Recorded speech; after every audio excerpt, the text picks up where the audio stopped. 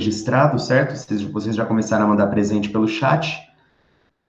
A sala de vocês tem entre 27 e 30 alunos. A gente ainda está com 11 aqui na chamada. Vou esperar o pessoal ir chegando. Tá? Enquanto eles vão chegando, vamos retomar alguns conceitos que a gente já viu na aula passada.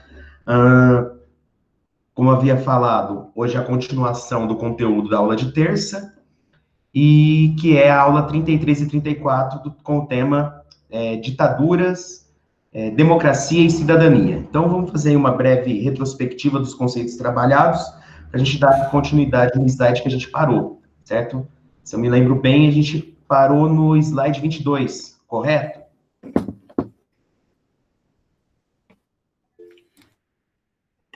Foi isso, né? Eu acho que já está, inclusive, já está aqui a apresentação para vocês verem, né? Tá aqui, já dá para ver. Então tá, enquanto o pessoal entra.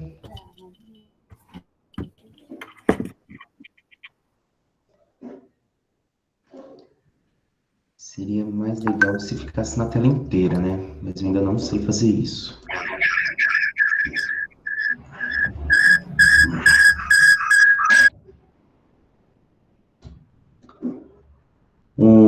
Bom, vou pedir para vocês desligarem os microfones. Na medida em que eu vou explicando que eu vou usar a tela do PowerPoint, vocês desativam aí o microfone para fazer as perguntas que tenham, para a gente conseguir ter um certo controle e não ter interferência na chamada, ok? Todos com o microfone desligado. Perfeito. Então tá, já temos 23 alunos, a gente já pode começar. Então, aqui. Vocês se lembram bem a aula Ditadura, Democracia e Cidadania? Ixi, meu PowerPoint está travando. Vocês estão vendo aqui? Ixi. Lu, Oi. lembra aquela outra aula que tava dando problema nos slides? Que a gente tinha falado pra você que você passava o slide E e tava não dando ia? delay. Sim. O Tetel falou hoje como resolve o problema. Tem que sair e voltar da live. Ah, tem que sair e voltar? É, Então tá, mas, então. mas Eu vou... hoje eu acho que tá dando. É porque hoje tá travando até pra mim, parece. Bom, peraí, deixa eu ver se. Bom, deixa eu ver aqui. Vou interromper esse compartilhamento dessa tela. Vou tentar iniciar de novo. Vamos ver se isso resolve.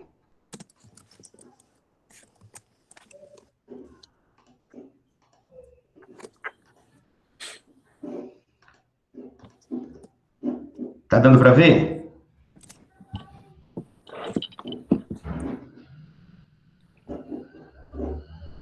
Gente, tá dando muito delay. Olha isso.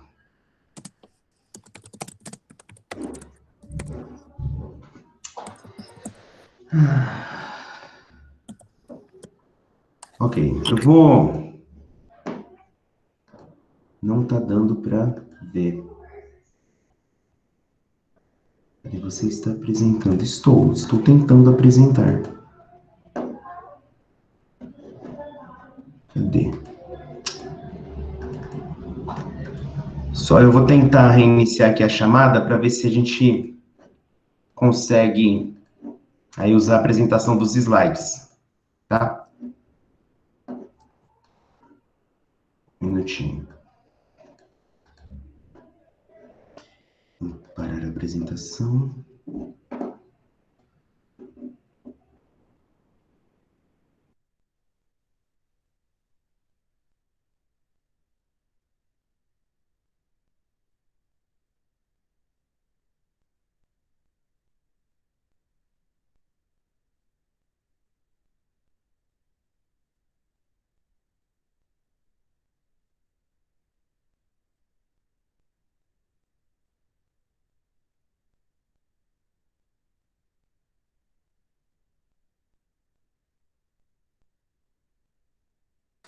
Ô Lucas, tá sem som, não tô te ouvindo.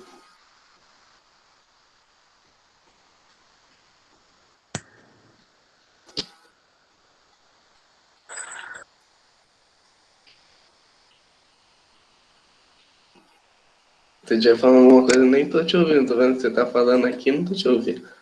Esse é meu fone. Peraí. Luquinha não é. Ninguém tá ouvindo ele. Você tá mutado, Lucas. Também não tô ouvindo nada, não. Um mais burro que o outro. Você tá mutado. Agora tá dando pra ouvir. Agora acho que dá pra ouvir. Tá dando, né? Pessoal, eu não estou conseguindo abrir os meus slides para apresentar para vocês. Ô, Lucas, deixa eu falar uma coisa. Pra gente também tá aparecendo. Pra gente tá aparecendo. Tá aparecendo. Eu só não estou conseguindo fazer a mudança dos slides. Agora sumiu. Sumiu, né? É. Deixa eu iniciar de novo. Uma janela. Voltou?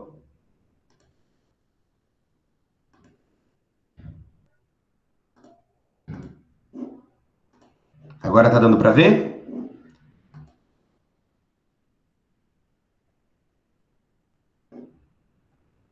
Pessoal. Sim. Tá. Ah, tá certo. Que bom, gente. Então tá. Então eu vou começar aqui a explicação. A gente já perdeu aí uns 7 minutos até todas essas configurações darem certo. Tá? Então, retomando aqui a aula. Bom, o tema era democracia, ditadura e cidadania.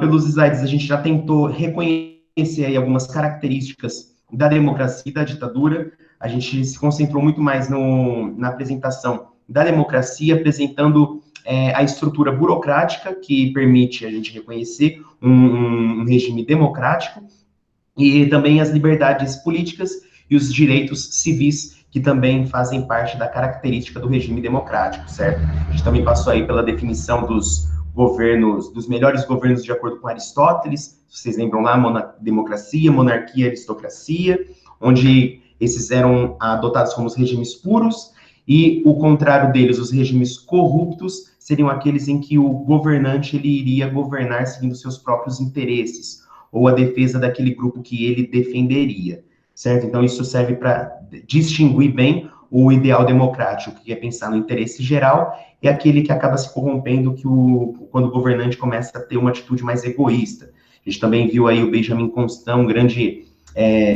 representante do movimento do liberalismo, onde ele afirmava ser impossível a representação e a participação popular na elaboração das leis, que era um pensamento diferente do que o Rousseau já pregava. Para o Rousseau, todo o povo já deveria participar da formulação das leis na Assembleia. Para o Benjamin Constant, isso era impossível por causa da estrutura e social da atualidade, certo? Então, esses foram alguns pontos que a gente viu na aula passada. Não vou me deter aqui em todos eles, uma vez que a aula foi gravada, vocês podem consultar lá alguns pontos que já foram tratados, e o nosso tempo é curto e ainda falta mais da metade dos slides, para a apresentação. Então, a gente tinha parado no slide 22, vou retomar daqui. Então tá, a gente estava falando, era o tópico que associava o capitalismo e a democracia, certo? Então, por que tem um tópico no material para explicar a identificação entre capitalismo e democracia? Bom, por causa da hegemonia inglesa e da hegemonia estadunidense, o liberalismo democrático ele acabou sendo adotado nos modelos de países avançados. Isso fez com que a população e o instrumental ideológico burguês solidificasse, identificasse o capitalismo como algo necessário para a democracia, certo? Então, esse ideal burguês, ele identificou o capitalismo e a democracia como indissociáveis, certo? Por isso que os regimes que não são capitalistas, onde já existe o controle do Estado, eles acabam sendo chamados de regimes ditatoriais, quando, na verdade, não é bem assim que funciona. Todavia, a realidade contradiz essa imagem que foi construída, porque os países em desenvolvimento, podemos citar o Brasil, carece de legitimação popular, ou seja, pode existir um regime que não seja democrático dentro do sistema capitalista, que é contrário àquilo que o instrumental ideológico burguês afirmava. E a gente pode citar o Brasil, né, nesse exemplo, por quê? Porque o Brasil, ele não é um país onde é seguido a representação, a legitimação popular, o ideal da democracia, só que a gente vive aí num país com sistema capitalista, então existe essa contradição, ok? Agora a gente passa aí para a diferença, para parte do material onde identifica a democracia dentro do socialismo, certo? É bem diferente. O ideal democrático socialista, ele é integrante, mas não constitutivo. Por que ele é integrante? Pois ele defende essa base popular do Estado. Mas ele não é constitutivo. Por quê? Porque ele prega uma revolução social, econômica e política. Nessa revolução econômica, social e política, ele acaba defendendo aí uma ditadura do proletário, ainda que seja temporária. Por isso que esse ideal democrático acaba não sendo constitutivo, certo? Ele tenta aí se afirmar como temporário, uma ditadura temporária, mas a gente sabe que na prática esse tipo de afirmação ela é bem complicada. Peraí. Eu perdi aqui. Lucas, rapidinho. Eu vou Diga.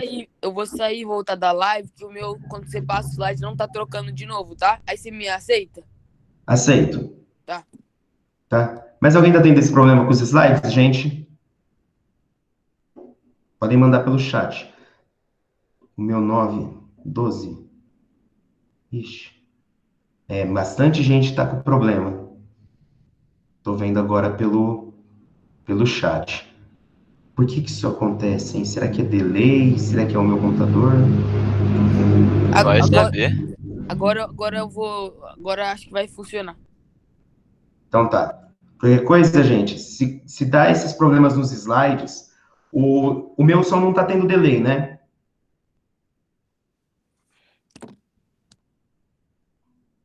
Porque aí fica mais fácil de vocês me informarem.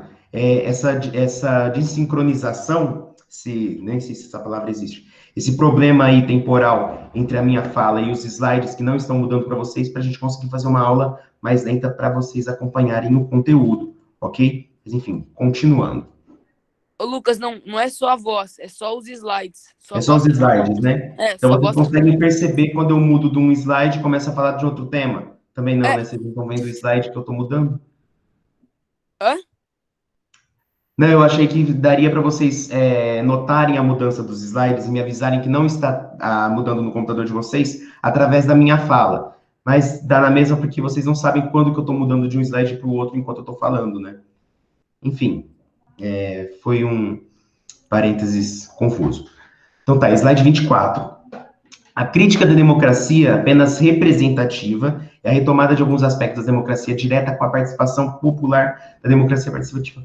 Gente, esse ponto aqui, esse slide 24, eu estou falando do socialismo e da democracia, onde ele está enfatizando a participação popular direta. Ou seja, a gente tinha o representante lá com Benjamin Constant, que falava que isso era impossível devido à estrutura da sociedade. No regime socialista, na democracia, dentro do regime socialista, essa participação popular ela é retomada, certo? Então, existem algumas qualidades, onde todo o controle passaria, não estaria no Estado, mas passaria para os próprios indivíduos, certo? Então, a extensão do controle pelo povo dos órgãos da decisão política, aos de decisão econômica, do aparelho estatal, às empresas, da sociedade política, à sociedade civil, por meio dos conselhos operários, militares e das comunas. Deve-se promover a passagem do autogoverno à autogestão.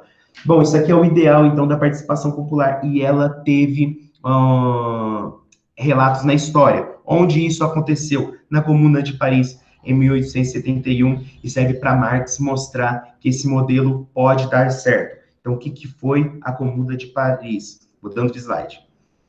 Bom, o material aqui eu trago na íntegra a definição da Comuna de Paris. Oi? Agora trocou certinho. Trocou certinho, que bom.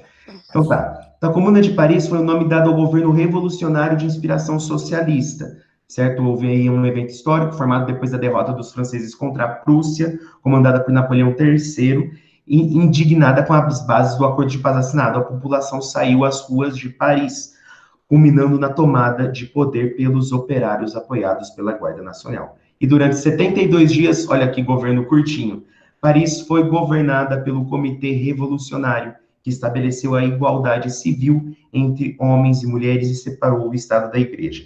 o exército republicano, porém, acabou vencendo os defensores da comuna, milhares foram mortos, outros foram exilados. Então, mas a comuna ela entra para a história como uma tentativa, nunca antes vista, de modelo de autogestão popular. Então, Marx ele utiliza esse exemplo da Comuna de Paris para mostrar que o modelo de autogestão com a participação direta do povo é possível, certo? O problema é que esse modelo ele acaba sendo dizimado com os soldados que não concordam. Ô, Lucas. Oi. Qual linha que você tava no slide? Que eu não tô vendo. Não tá vendo? Tô aqui, ó. Tá vendo? Ué? Um minutinho. Qual é o seu problema? Muda. Você tava falando, acho que eu tava no 24 pra mim ainda. Eu tô no 24. Eu passei pro 25 já. Peraí que eu vou sair então, já volto. Ok. Aguardo.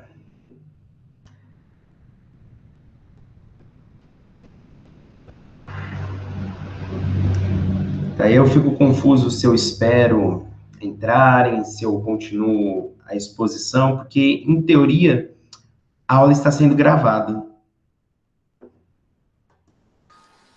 Mas acho melhor esperar, porque vai que o aluno que sai, que está tendo esse problema, tem uma dúvida, então ele pode retomar. 26, né, Lucas?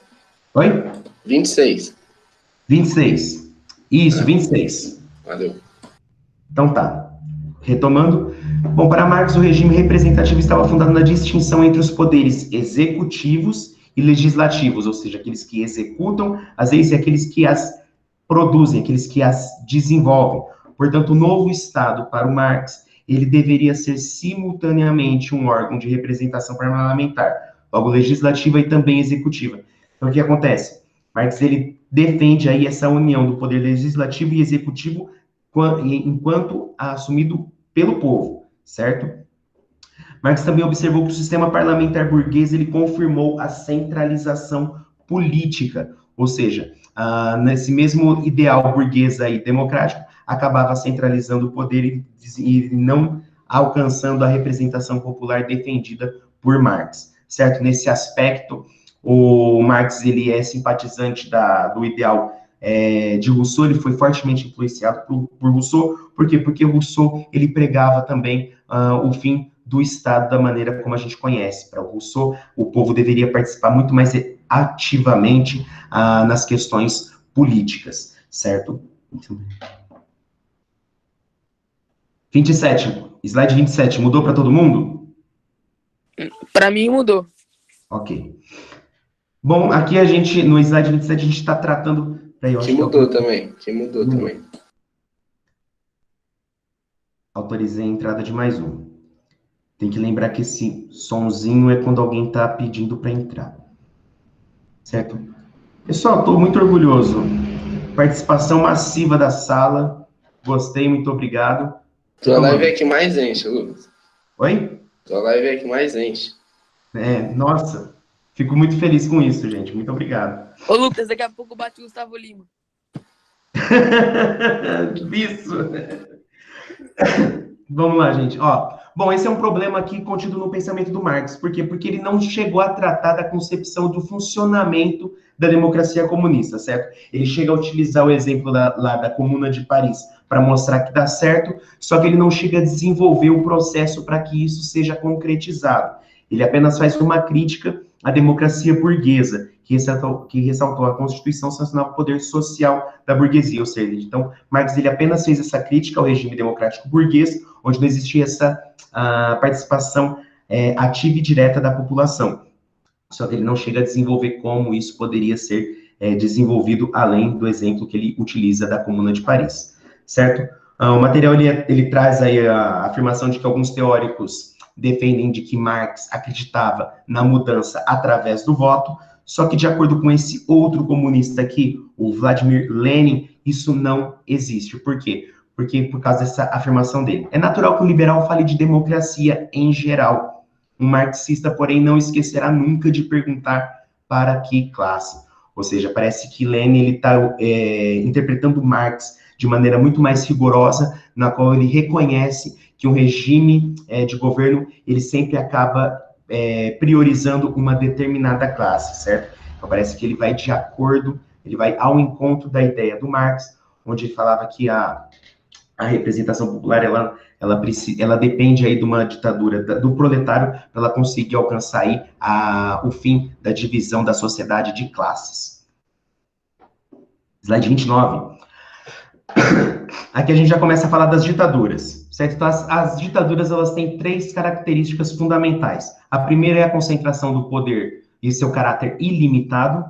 A segunda é a entrada de amplos estratos populares na política, ou seja, aquele discurso populista para conseguir encantar o ouvido da população e se chegar ao poder. E a precariedade das regras de sucessão ao poder, ou seja, é aquilo que vai acabando com as regrinhas para se escolher os representantes, e você vai as modificando lentamente até que você consiga se perpetuar no poder. É mais ou menos o que acontece na Rússia e o que aconteceu na Venezuela, certo? Onde vão se mudando as regras da política e a pessoa vai conseguindo manter aí o seu poder.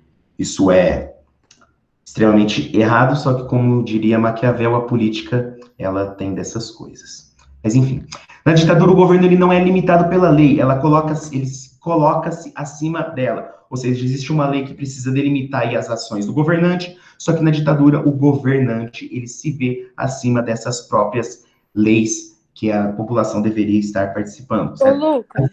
Oi. A ditadura acontece na Rússia hoje em dia? Não, eu só destaquei a Rússia por causa das mudanças legislativas que eles fazem e que acabam mantendo o Putin no poder. Não somente o Putin, mas a gente já pode também citar aí a Coreia do Norte também. Ah, entendi. Mas então não era para o Putin estar no poder?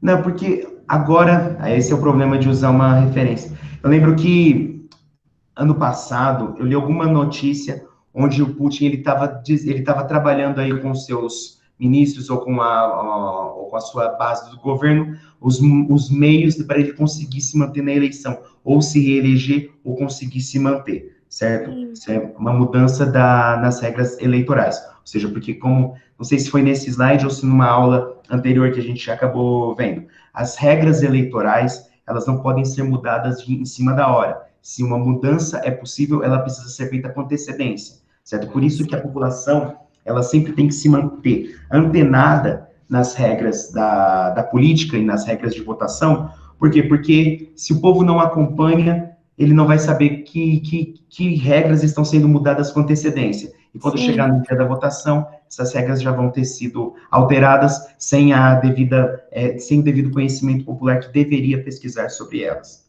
Ficou claro? Sim, ficou. Então tá. Na ditadura do governo... Bom, aqui a gente já passou isso. As ditaduras ocorrem tanto em sociedades com alto ou baixo grau de modernização econômica e mobilização popular. Ou seja, nas sociedades de alta modernização econômica e alta mobilização popular, elas ocorrem pela deterioração da democracia. Ou seja, existe um Estado avançado, só que o seu modelo democrático ele acaba se deteriorando ao longo dos séculos. Isso gera insatisfação da população, que se decepciona com esse regime democrático e acaba apoiando aí métodos mais drásticos que culminam no fim da democracia e o início de uma ditadura. Na segunda, onde existe baixo grau de modernização econômica e baixa mobilização popular, ocorre para se manter uma ordem tradicional, ou seja, quando uma minoria começa a se destacar e a ordem conservadora ou a ordem tradicional ela pretende destruir a democracia para instaurar ou a democracia liberal ou uma ditadura conservadora. Problema da ditadura. Ela concentra o poder e impõe a autoridade de cima para baixo, ou seja, são os mais elevados impondo autoridade nas classes mais baixas, mas ela se afirma no princípio da soberania popular, ou seja, o ditador, ele se utiliza aí do discurso popular para ele conseguir sua legitimização e chegar ao poder. Daí os artifícios em elaborar plebiscitos, concentrações de massa. Contudo, o povo não pode eleger o ditador pelo voto efetivamente livre. E o ditador não pode tomar o poder, pois defende a soberania popular. Gente, essa parte aqui do material, ela está mostrando uma incoerência lógica do regime ditador, onde ele defende esse voto popular, só que ele é de caráter autoritário, certo? Só que isso é como se o material estivesse interpretando a possibilidade de uma ditadura dentro de um regime democrático. Só que a população iria continuar elegendo esse ditador dentro de um regime democrático, ou seja, acaba sendo incoerente. Mas ficou claro aí esse problema da ditadura, enquanto se apoiando no regime popular, mas ela acaba sendo totalitária? Sim, Lucas. Ok. É tanta coisa, gente, que às vezes fica confuso até para mim, então é sempre bom vocês me darem um feedback se está sendo compreensiva a matéria, tá? Tipos de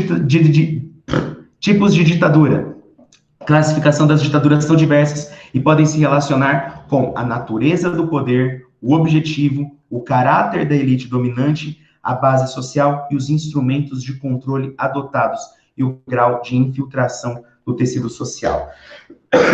Gente, essas características aqui, elas são muito interessantes quando a gente começa a ler literatura que destaca aí os processos, né, de um regime ditador, de um regime totalitário ou autoritário.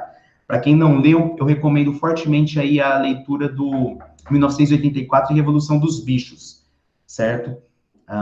Bom, eu vou mencionar essas obras no final dos slides. A ditadura, bom, nessa parte do material a gente vai distinguir dois tipos de ditadura: a ditadura autoritária e a ditadura totalitária, segundo esses princípios aqui: natureza do poder, objetivo, caráter da elite, base social, instrumento de controle e o grau de infiltração no tecido social. A ditadura... Ô, Lucas, oi. Antes de você entrar nesse assunto, deixa eu fazer uma pergunta rapidinho. Diga. O ditador, ele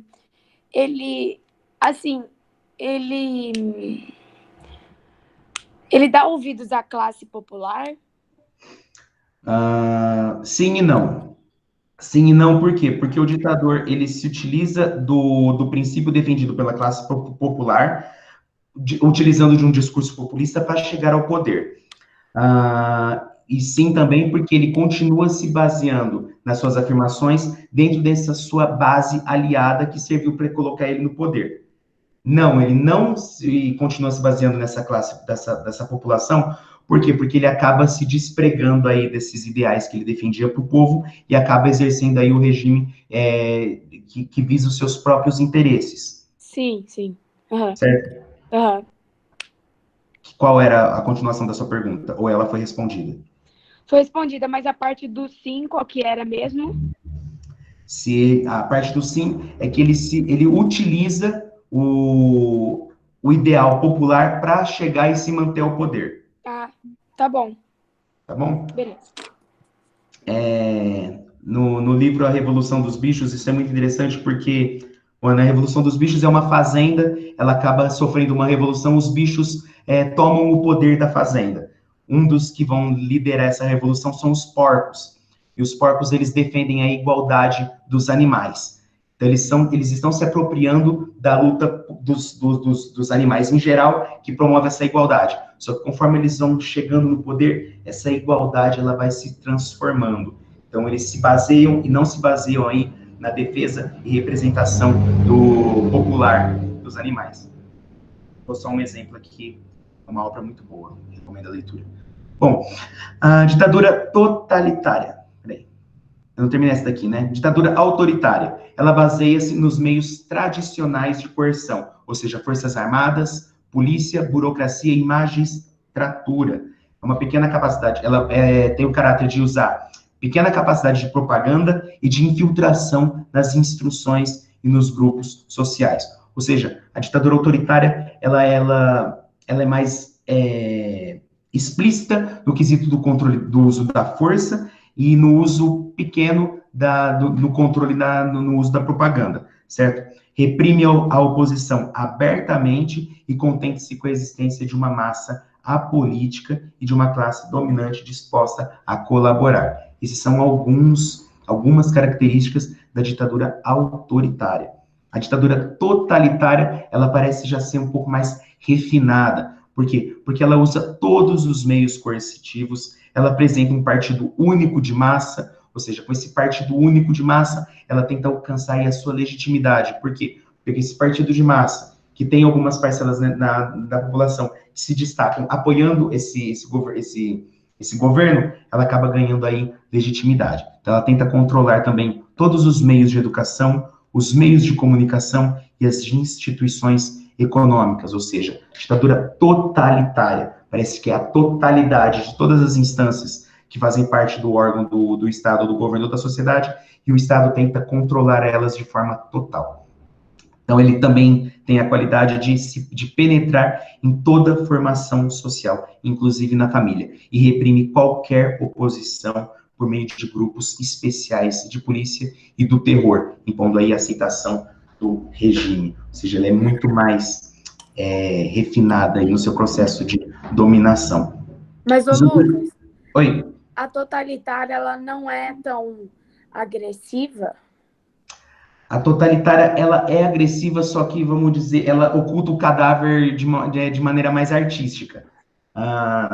Porque na totalitária, na autoritária, pensa nas definições da palavra. Autoritária é uma autoridade, é como se fosse um militar tomando o poder. Na totalitária, não, parece que ele está interessado na aceitação ideológica do regime, certo? Então, ele utiliza todas as ferramentas e todos os recursos que possui. A autoritária, ela tem aqui a pequena capacidade do uso da propaganda. Na totalitária, ela usa totalmente todos os meios que ela possui para se manter no poder e aceitação do regime por parte da população. Entendi, tá. Os objetivos também são diferentes. Há as ditaduras revolucionárias, que visam demolir a ordem vigente e instaurarem uma nova ordem social e política, certo? Aqui é aquelas ditaduras comunistas, conforme a gente apresentou a definição delas no material, que são aquelas ditaduras, bom, deixa eu reformular. Lembra da democracia formal, que era o regime do povo, e a democracia substancial, que era o regime para o povo, o governo para o povo? Vocês lembram dessas definições? Elas aparecem lá no começo dos slides.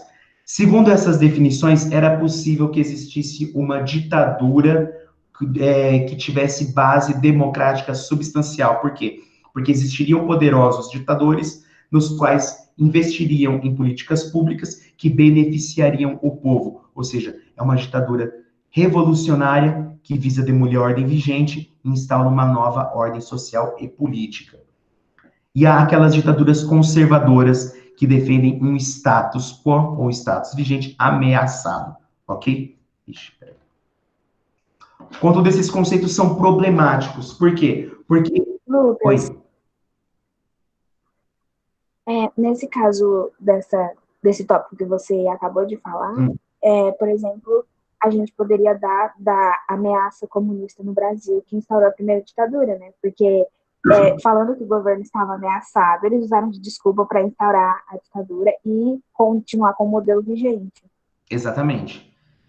Exatamente, tanto que acho que a gente acaba mencionando isso num dos primeiros slides dessa aula, que era aquela ameaça comunista, o perigo comunista do bloco da União Soviética. Então, existem países que acabam vivendo, nessa época, os regimes ditadores de direita, onde você precisava proteger o país e a sua nação da ameaça ideológica externa, que era o comunismo, ou seja, existia aí a ditadura conservadora que se apoiava nos regimes capitalistas americanos, e elas tentavam se defender aí dessas outras ideologias. Então, é exatamente isso que você falou, essa ditadura conservadora que tentava defender aí um status que seria ameaçado aí pelo regime comunista da época. Certo?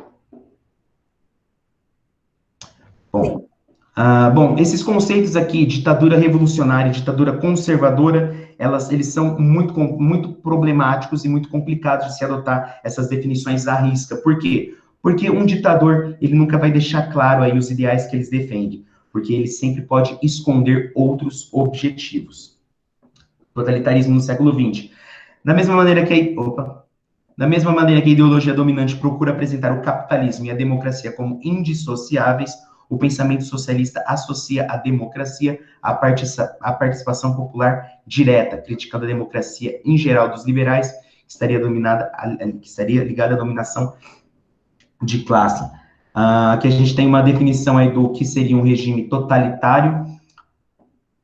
Na enciclopédia italiana, a expressão Estado totalitário como partido que governa totalitariamente uma nação. Essa definição, ela meio que recebe o aval do Stalin, porque ele revê aí o dicionário de sua época.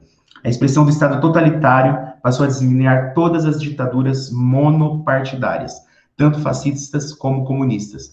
Pode ser caracterizada como um monopólio de todos os poderes, com a necessidade de gerar uma sustentação de massa e com o recurso de modernas técnicas de propaganda. Então, novamente, a gente destaca aqui o uso da propaganda para influenciar a opinião pública e define o Estado totalitário como o detentor de apenas um partido que pretende gerir aí a nação, sustentando essa massa. Tem uma frase, aliás, uma frase não, tem um texto da Hannah Arendt no material de vocês. O que o material está querendo mostrar com essa afirmação dessa filósofa? Que o totalitarismo, ele visa a transformação da natureza humana. Ou seja, o totalitarismo, na medida em que ele consegue se infiltrar no tecido social, manipulando a mente e a ação das pessoas, influenciando suas formas de agir e de pensar, ele transforma toda a sociedade num sistema de espionagem onipresente, onde cada pessoa, ela absorve esses princípios do governo e passa a vigiar aqueles que desviam dentro dela, ou seja, a própria população não existiria. Então, para Hannah Arendt, no regime totalitário que alcança o seu fim, uma polícia específica para vigiar a população. Esse regime está tão absorvido por ela que a própria população acaba fiscalizando os outros. Gente, isso é extremamente atual, certo?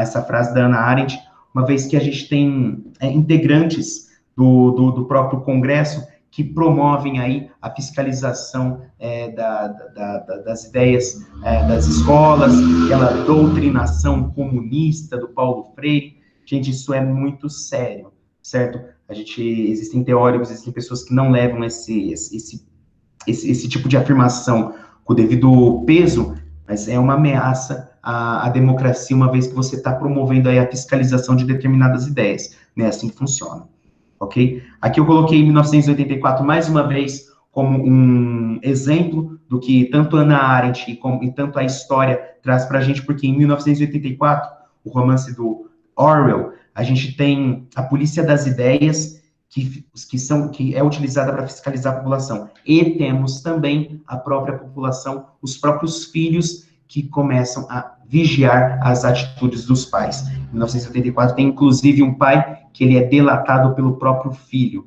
O pai, ele começa a sonhar, ele começa a ter um episódio de sonambulismo, onde ele acaba criticando o governo. O filho vê isso, ele reconhece que isso é uma atitude errada, e entrega o pai para a própria polícia. É uma obra genial, gente. Por favor, leiam. Bom, tem esses dois autores aqui, que eles tentam refinar melhor as características de um regime democrático, de um regime totalitário.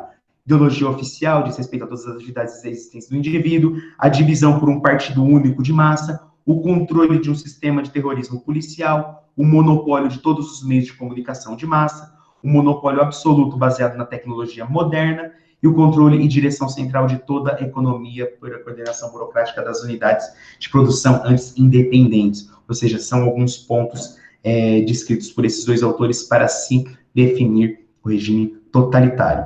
Nossa aula está acabando, vai dar aí para fazer aquela explicação da prova que eu tinha prometido com vocês, mas enfim, para finalizar, existe aí a distinção que o material apresenta do totalitarismo comunista e do totalitarismo fascista. O totalitarismo comunista, ele possui essas características. A ideologia comunista, ele apresenta princípios orientados para a transformação total da estrutura socioeconômica, aquilo que a gente falou sobre a divisão da sociedade de classes. O comunismo, ele tentaria romper com essa divisão. O regime comunista, ele tem tendência racionalista e universalista, certo? Uma vez que alguns intelectuais, eles acabam apoiando aí essa análise econômica e social e promovem aí os ideais defendidos por Marx. Pressupõe a bondade e a perfectibilidade do indivíduo e mira a plena igualdade, certo? Isso aqui é aqueles objetivos gerais, só que mesmo assim problemáticos, porque você nunca se sabe se essa é a verdadeira intenção do ditador, ou se existe algo diferente, ou se ele só está utilizando isso para se chegar ao poder. Defende a ditadura do proletário como necessária, mas temporária, e ela é herdeira do iluminismo e da Revolução Francesa. Por outro lado, o totalitarismo fascista e as definições que o material traz, elas estão se baseando aí no regime nazista, elas é um conjunto de ideias e mitos contrários a transformações econômicas radicais. Ela é organicista e anti-universalista, acreditando aí no ponto de partida de uma raça como entidade superior. Ela mira o domínio de uma raça sobre as outras, ela é herdeira das tendências extremistas e contra-revolucionárias, ou seja, ela é antiprogressista, e utiliza o recurso propagandístico e símbolos de poder e força, ou seja, para promover, para atingir o ideal, o imaginário popular para se manter no poder e defender seus ideais, certo? Por fim, existe esse autor aí que ele analisa. Eu coloquei esse autor, eu gostei da menção desse autor no material, por quê? Porque se vocês se lembram bem, essa aula 33 e 34, ela começa com o texto da Janaína Pascoal, onde ela critica os esquerdistas que tendem a relevar as atrocidades dos regimes de esquerda, criticando de forma mais rigorosa e mais feroz os regimes de direita. Janaína não está errada. Existem intelectuais de esquerda, existem partidários da ideologia de esquerda que realmente relevam as atrocidades feitas pelos regimes que eles defendem. Só que quando a Janaína ela acaba fazendo isso, ela mesma acaba tendo uma atitude de relevar as atrocidades dos regimes de direita. Ou seja, ela acusa o outro para tentar se salvar daquilo que ela mesma faz. Esse autor, o Barrington Moore, não, ele já tenta ser, de fato, mais imparcial, tentando analisar aí os totalitarismos desde as suas origens e as suas influências na sociedade. Ok? Pessoal, o que eu pretendia passar da aula de hoje com vocês era isso. Agora eu abro aí para perguntas e para tirar tanto dessa aula quanto da prova, quanto para o material da minha prova de terça-feira. Alguém tem alguma dúvida? Fale agora ou cale-se para sempre. Lucas, Oi. Eu queria saber, assim, porque das matérias, sempre nas aulas, né, no material, tem normalmente tem um autor principal que a gente está estudando, né, um filósofo, um sociólogo principal, e aí o material sempre traz aquelas visões extras do estudo de outros, tipo quando a gente estava estudando Marx, né, e aí estava falando do Hegel. Você vai cobrar muito esses autores, enfim, específicos que o material traz, ou vai cobrar mais os principais? Pessoal, falando aí, então, como que eu estou cobrando a minha prova. Eu preciso cobrar esses autores que são apresentados no material, mas eu nunca vou, na medida do possível, na medida do possível não, eu estou procurando não extrapolar aí as referências que o material traz para a gente, certo? Então, por exemplo, pegando aí o Hegel. Gente, a filosofia do Hegel, ela é extremamente confusa, ela é extremamente difícil, complicada, certo? O Hegel, ele é entendido no meio acadêmico filosófico como o incompreensível, certo? Estudiosos passam a vida inteira estudando Hegel e mesmo assim não conseguem compreender boa parte do que ele defendia. Então, é impossível cobrar aí o pensamento filosófico do Hegel. Eu vou me deter nos pontos filosóficos que são apresentados pelo próprio material, como, por exemplo, o Hegel. O Hegel, ele se destaca no material apresentado como um defensor daquele espírito da história e como contrário às revoluções sociais, certo? E é interessante porque o material, ele não é sempre que ele traz mais de um ou dois autores para apresentar determinado conteúdo. O Hegel, ele é importante na aula de Marx, por quê? Porque ele é justamente o exemplo para contrastar o pensamento marxista. Por exemplo, o Hegel, ele defende aí um materialismo ideológico, digamos assim, aquela dialética do espírito. O Marx, ele já é uma dialética materialista. Por quê? Porque os dois analisam a história, só que o Hegel, ele acaba defendendo aí um cunho muito mais metafísico na história, sobrenatural, com esse espírito aí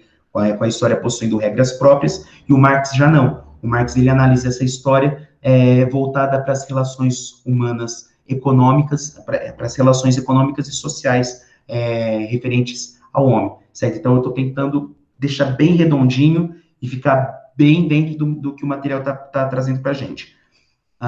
Como eu estou trabalhando esse conteúdo que o próprio material traz?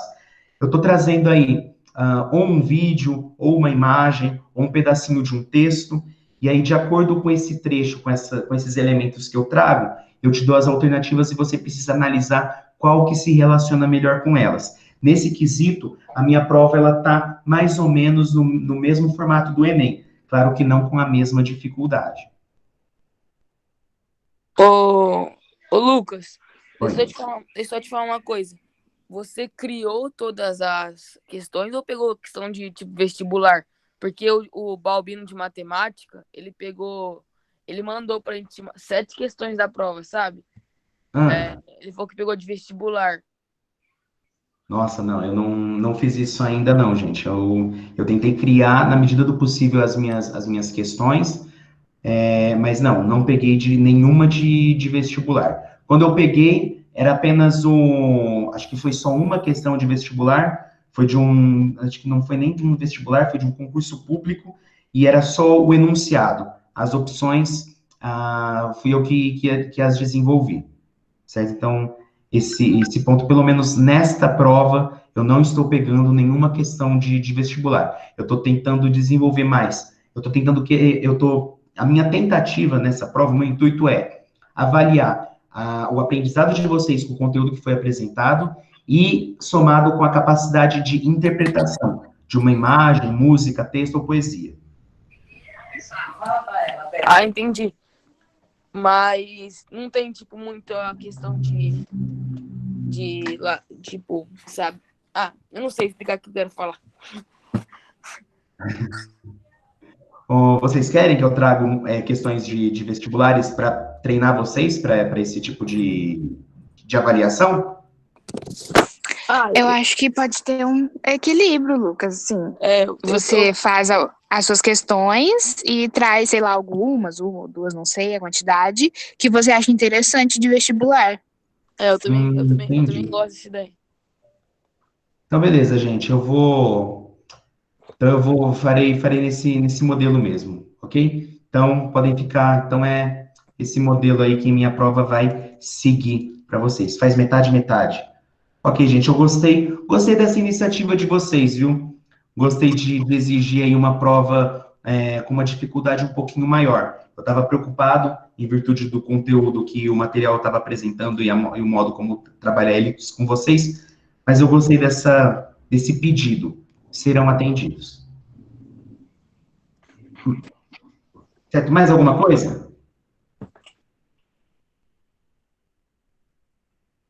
Nem mais uma dúvida? Alguma coisa da matéria? Prova? Não, gente? Eu não tenho nada, não. Tá certo. Pessoal, eu agradeço imensamente aí a participação de vocês. Vocês me surpreendem a cada live que eu faço. É uma sala fantástica, gosto muito de vocês. Certo? Agradeço aí. Desejo a todos uma boa prova semana que vem. Eu vou liberar os exercícios dessa aula aqui que a gente fez no plural, que a gente concluiu, mas vocês não precisam ter pressa para resolver esses exercícios, certo? Eu vou estender aí o prazo umas 3 semanas para vocês poderem realizá-los, certo? Então, podem ficar tranquilos. Ô, Lucas, eu Diga. só acho que a Jaque queria dar um recado pra gente. Ela falou na aula do Tetel, mas já tinha gente que saiu. Agora, ela tinha falado que não era pra sair enquanto ela não desse o recado. E ela falou? Falou. Bom, Jaque, você tem aí a liberdade para dar o recado para eles. Se eu não me engano, é uma sala de 25 alunos, a gente perdeu aí 2. Mas depois eles podem conferir esse vídeo ou pegar esse recado no próprio grupo dos professores. Mas, enfim, é como você achar melhor. Pode utilizar o tempo para dar o recado para os alunos. Você está entre nós, Jaque? Jaque, deixa eu ver. Ah, sim, pode ser. Dormiu. Dormiu. Bom, gente, então é isso. Qualquer coisa, a coordenação, a Jaqueline, ela entra em contato com vocês para dar esse recado. Não sei se o recado também era direcionado ou para vocês ou para mim. Será que era o mesmo recado que ela deu na aula do Tetel? Ela não conseguiu dar. Ela não deu, ela falou assim, quando ela foi dar, todo mundo começou a sair da aula do Tetel. Aí eu falei assim, já que tem aula do Lucas pra você dar o recado. Aí ela falou assim, é verdade. Bom, então, ó, eu vou pedir para vocês esperarem um pouquinho. Eu vou tentar mandar mensagem aqui para ela dar esse recado, então.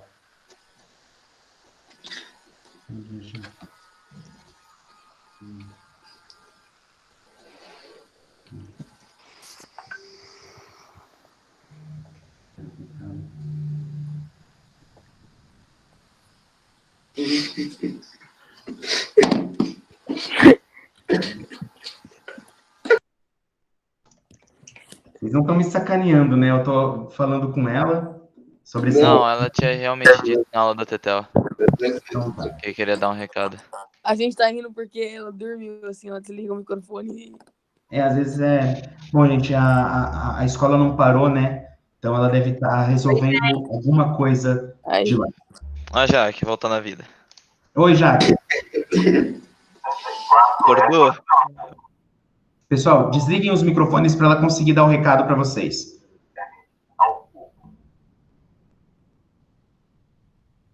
Peraí, tô entrando aqui, só um minutinho. Uhum.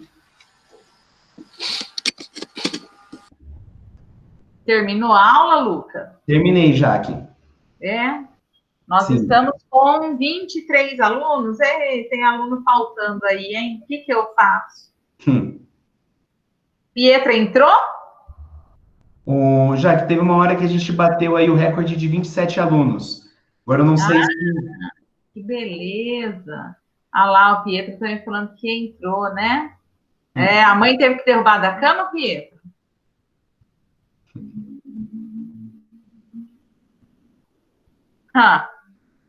Gente, é o seguinte, ó. Vocês viram o videozinho do Tetel ontem, né?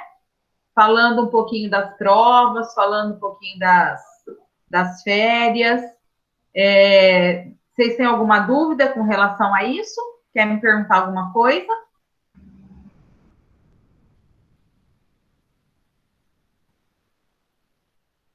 Não? Ninguém? Aproveitem, gente. Ó, eu não tô lendo o chat, não. Me fala, se alguém quiser alguma coisa, me fala, viu? já que eu acho que não tem nenhuma dúvida. Não? Eu tô bem. Então tá. Então, ó, as questões... Eu tenho. Pode falar. A prova vai ser como foi o simulado pelo site, na mesma aba lá, você responde, e a hora que tiver pronto, você só envia. Quem tá falando comigo? É o Lucas. Oi, Lucas. É parecido com o simulado. Então, cada professor vai estar colocando 10 questões, né? Ele vai colocar 10 questões. Então, vocês têm 2 professores de matemática, são 20 questões. O Walter 10, biologia 20, né? O Diogo tem o DL. Então, assim, cada professor disponibilizará 10 questões. Uhum. Aí, como que funciona? Vocês, a prova estará lá a partir das 7 horas e vocês têm até as 14 horas para finalizar. Só que é o seguinte, vamos supor que vocês abriram a prova do Lucas, né? Aí a prova do Lucas tem 10 questões, vocês têm que finalizar a prova do Lucas para abrir a outra, ok? Finalizar a outra para abrir a outra. É assim, finalizar uma para abrir a outra, tá? E aí, no total desse período, é até as 14 horas, certo? Já, mas se eu começar uma e... Parar e ir para outra, não pode. Tá, eu sei, mas não tem um tempo para fazer uma. Se eu abrir uma, eu posso ficar, 3 não, horas. Não, você tem o tempo das 7 da manhã às 14 para fazer todas as que estarão disponíveis lá no dia. Tá bom. Então, vamos supor que você tenha dia que tenha 3 provas e 20 questões, né, de cada matéria. Mas uma pergunta, quando você abre uma prova e inicia um contador, por exemplo, você tem 1 hora para fazer essa prova. Não. Então você pode ficar ali o tempo que quiser até acabar? Até as 14 horas. 14 horas vai fechar tudo para vocês. E aí, se você ficou muito tempo numa prova só, você não vai conseguir fazer outra. Ô, Jaque. Dá. Que horas que abre mesmo? Às 7 da manhã até às 14. Dá para fazer tranquilo. E ainda com consultas eu posso demorar o tempo que quiser. Vamos supor que a gente tenha 60 questões. 20 questões de cada matéria. Não sei como que tá agora. 20 de matemática, 20 de geografia e 20 de biologia, né? Então, você vai ter as 60 questões, só que separado, professor por professor, tá? Até as 2 horas da tarde. Se você começou de um professor e não terminou, você não consegue voltar nela depois. Então, tem que terminar uma e enviar, terminar outra e enviar, terminar outra e enviar. Ok? Tá bom, já. Mas o tempo é um tempo bem folgado, fiquem tranquilos. E deixa eu só falar outra coisa. Isso, gente, a gente sabe que fazendo online, né, a gente corre muitos riscos. Se vocês quiserem colar, dá para colar. Se quiser abrir outra janela ali do lado, dá para fazer. Então, assim, aí vai de cada um o que quer para si, tá? Então, a gente está querendo ver realmente o aprendizado de vocês. É uma situação nova, é uma situação que o comprometimento do aluno está sendo primordial agora, tá? Então, assim, vai da consciência de cada um. Eu acho que o colar nesse momento não ia ser legal, mas, volto a dizer, é da consciência de cada um. Tá bom? Então, vai ter 1000 situações, vai ter 1000 oportunidades, vocês vão falar assim, eu sou espertinho, vou fazer. Então, assim, na verdade, não vai ser espertinho coisa nenhuma, porque quem vai sair perdendo é o próprio aluno, certo? Já que eu tenho uma outra dúvida. Eu até tinha falado no vídeo que ia aproveitar as notas das outras provas, mas aí a gente já fez prova de inglês, física e mais uma lá, e matemática. Aí vai refazer? Nesse momento, aquelas provas não serão consideradas. Não? Poderão ser consideradas quando a gente voltar à aula presencial. Porque é uma prova presencial aquela, tá? Agora, a gente vai ter que fazer prova online. Então, a prova online é uma avaliação e a presencial é outra. Aquelas que a gente tem aqui, claro, ela não vai ser descartada, mas ela vai ser jogada lá para frente quando a gente voltar às aulas. Tá bom. Tá? Tá. Mais alguma coisa? Não. Com relação às férias? Não. Agora vocês vão ter férias ou tem gente que já está de férias desde que a gente entrou na quarentena? Hã? Já tem de férias. Tem gente de férias. Ixi, tem gente que não quer saber de nada. O Pedro Oliveira tá nessa turma aí? Deixa eu ver. Ele tá. Tá, não, hein? O Pedro Oliveira tá de férias, gente. Agora que ele tá no ritmo de aula, e aí vai entrar de férias de novo, Pedro. Cadê o Pedro? Por que eu acho que ele não tá te ouvindo? Ele ligou a aula e saiu. R$50 que tá dormindo. Nada, Meu Deus. Tá aqui. Eu preciso comunicar isso para os pais dele. Ele ligou a aula e saiu, só para marcar presença ali. Não, Jaque, ele não fez isso, não. Não. Ele fazer um negócio desse. Ele Claro que não, Jaque. Ele Pedro faz, tá fazendo uma atividade, Jaque. Ó, eu tô vendo ele aqui na lista, mas E você ficar dando presença pro Pietro? O cara ainda tá faltando 10 minutos para acabar a aula e... Ô, Jaque, não, eu posso sair já? Ele entrou desde o começo. Mas ele Ô, Jaque, eu posso sair já? Pode. Beleza. Falou, Lucas. Obrigado.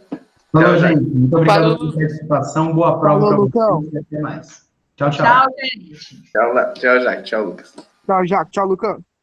Tchau, gente. Agradeço aí a participação. Até mais. Vou finalizar aqui. A gravação.